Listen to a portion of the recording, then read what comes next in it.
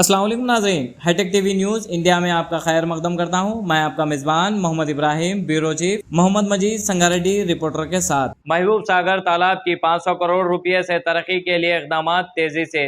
संगारेड्डी के शहर महबूब सागर तालाब को तकरीबन 500 करोड़ रुपये की लागत से जदीद अंदाज में तरक्की देने के मंसूबे पर कांग्रेस रहनुमा जग्गारेड्डी और TGIIC की चेयरपर्सन निर्मला जग्गारेड्डी ने काम तेजी से कर दिया है।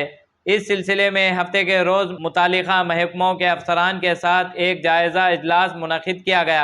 इजलास में तालाब को तमाम जदीद सहूलतों से आरास्ता करने के लिए मुख्तलिफ तरक्याती कामों पर तबादिले ख्याल किया गया। इस तकरीबन 1.5 किलोमीटर तवील तालाब के बंद की खूबसूरती, नेकलेस रोड की तामीर और पार्कों के क़याम जैसे मंसूबों पर भी गौर किया गया। जग्गारेड्डी ने अफसरान को हिदायत दी कि नीचे बाज़ार महबूब सागर तालाब को इस अंदाज में तरक्की दी जाएगी कि न सिर्फ संगारेड्डी और अतराफ़ के लोग बल्कि हैदराबाद से आने वाले सियाह भी यहाँ से लुत्फ़ अंदोज़ हो सकें। जल्द वज़ीर आला रेवंत रेड्डी के हाथों संगे बुनियाद जग्गारेड्डी ने अफसरान को हिदायत दी कि तमाम ज़रूरी तजावीज़ और तैयारियां जल्द मुकम्मिल की जाए ताकि अनक़रीब वज़ीर आला रेवंत रेड्डी के हाथों महबूब सागर तालाब की तरक्याती कामों का संगे बुनियाद रखा जा सके। इन्होंने कहा कि मंसूबा 2 साल के अंदर मुकम्मिल करके इस इलाके को आवाम के लिए एक खूबसूरत तफरीह मुकाम बनाया जाए। मौके का मुआयना करते हुए जायज़ा इजलास के बाद जग्गारेड्डी ने निर्मला जग्गारेड्डी और मुतालिका अफसरान ने नीचे बाज़ार महबूब सागर तालाब के बंद का दौरा किया। इन्होंने तालाब के फासले खराज करने वाले मुकाम आलोक के करीब मौजूदा सरकारी ज़मीन का भी मुआयना किया और मुख्तलिफ मकामात पर किए जाने वाले तरक्याती कामों के बारे में अफसरान से तफसीली बातचीत की। आइए ताज़ा तरीन खबरों के लिए देखते रहिए hi tech TV news India Sangareddy. ఇందులో ఇంకొక పాయింట్ ఉంటుంది వెంకట్, గతంలో మనం అన్నాము ఏదో కల్వకుంట శివారు భూములు FTL ఉన్నాయి, అంటే పట్టా భూములు చెరువులు ఉన్నాయి, వాళ్ళ ల్యాండ్ అక్విజిషన్ మనం క్లియర్ చేయాలి. అది ఖచ్చితం. అది ఏ రకంగా చేస్తామా ఏందని అది మనం ప్రతిసారి నుంచి కూడా అది పెట్టినాం మనం. అది నిన్న రాడియో గారు కల్వకుంట రైతులది పట్టా భూమి చెరువులో ఉన్నాయి, FTL ఉన్నాయి, వాళ్ళ డబ్బులు మనం కవర్ చేయాలి. ఎట్లా చేస్తామనేది కూడా మీరు దాన్ని చూడండి. సరే, పక్కకు లేదు, పట్టా భూములే ఉన్నాయి. పట్టా భూములో అంటే పట్టాదారు మనం గుంజుకోనీకైతే రాదు. మరి దానికి ఏముంది? మీ దగ్గర ఏముంది? మీ గవర్నమెంట్ ల్యాండ్ లేదు, పట్టు ఇది లేదనుకోండి.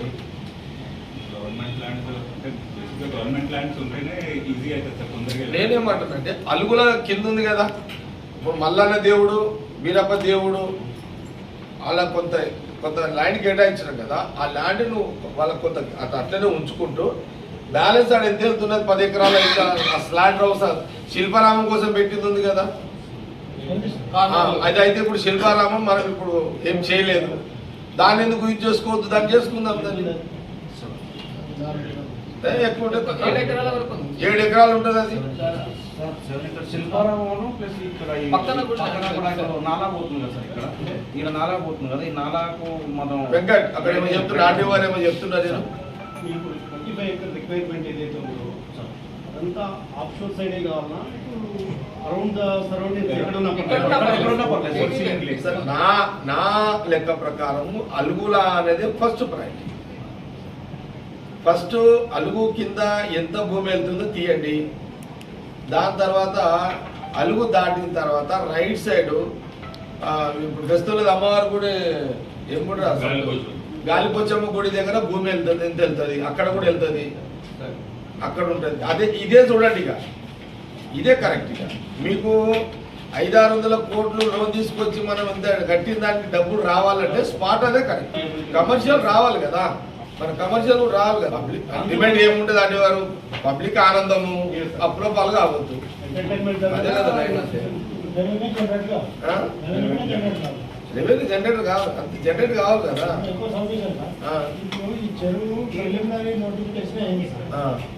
ఫైనల్ నోటిఫికేషన్ కావాలి. ఇది మళ్ళీ చెప్పండి.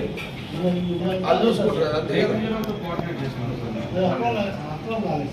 అది అప్రూవ్ అయ్యేదాకా మనం దీన్ని ప్రపోజల్ కూడా ముందుకు కొట్టకుండా అట్లా ఆపడం అనేది కరెక్ట్ కాదు. Right sir. మీరు మొత్తం శాస్త్ర ప్రకారం పోకుండా అవుతా ఇది శాస్త్ర ప్రకారం పోయినామనుకో పుణ్యకాలం అంతా అయిపోతుంది. ఈ దేని దానికి పన్నాడుస్తుండాలి. విన్నావా? మీరు ఒక సెక్షన్ అడ్డం పెట్టి ఆ సెక్షన్ క్లియర్ అయినాకనే ఇది మూవ్ చేస్తాను అక్కడ వెంకట్ ఏది చెప్తాను అది క్లియర్గా ఆర్డీఓ గారు ఒకటే లైన్ చెప్తున్నాను.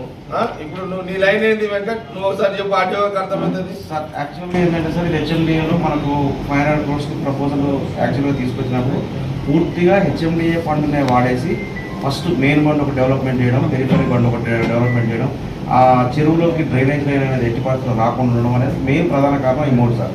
ఆ తర్వాత మనకు గెస్ట్ హౌస్లు, కొన్ని చిన్న ఎక్విప్మెంట్లు, డెక్కులు అవసరం అనుకుంటే మనకు బోటింగ్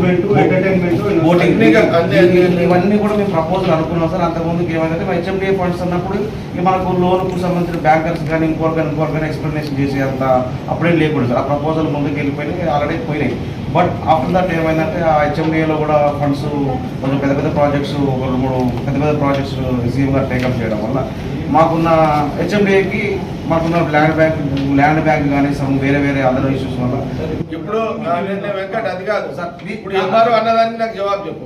అదే సార్, దాంట్లో ఫస్ట్ మనకు ల్యాండ్ 25 acres ఎందుకు కావాలి అని మేము ఫస్ట్ 5 ఎకరాలు అది కూడా కాదు. ఈయన ఇంకేది ఎంఆర్ఓ చెప్పిండు చూడు. ఫాలో చేస్తాం సార్. అది దానికి చెప్పండి, దీనికి చెప్పండి.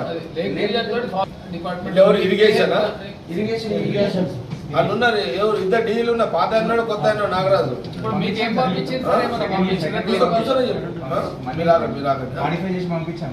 అప్రూవల్ రావడానికి ఎంత టైం పడుతుంది సరే? ఇప్పుడు కలెక్టర్ గారు మీటింగ్ ఉంటుంది కదా, ఆ డిస్కస్ లో చేద్దాం. కలెక్టర్ గారితో దీని మీద చేద్దాం, డిస్కస్ చేద్దాం.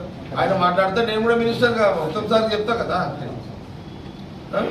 ఉత్తమ్ రెడ్డి గారు నేను చెప్తా, ఏముంది కలెక్టర్ గారు మాట్లాడతాడు. ఫిల్బీ మళ్ళా సర్ఫరాజ్ గారితో అంతే కదా సార్, ఆడికించే మాట్లాడదాం.